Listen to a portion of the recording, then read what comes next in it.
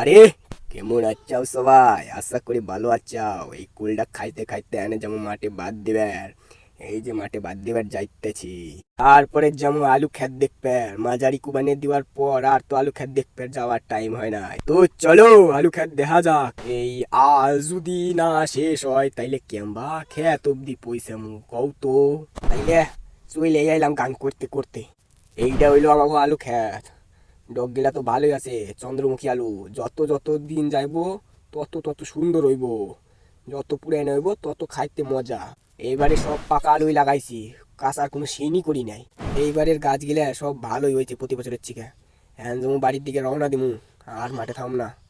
তো চলো দেখাইতেছি বাড়ি যাওয়ার রাস্তা। হিন্দা খালি আলু চাষি হয়, ধানের সময় ধান হইব, আলুর সময় আলু। আমার এই ভাষাটা কারা কারা বুঝো কমেন্ট করে কইও। তারপরে চলে এলাম আমার টাওয়ার, জিওর টাওয়ার। রাত হইলে রাত কানা হইয়া যায়। আজকের মতন এইটুকুই। ভালো লাগলে লাইক কমেন্ট শেয়ার সাবস্ক্রাইব করে দিও। Tata bye bye.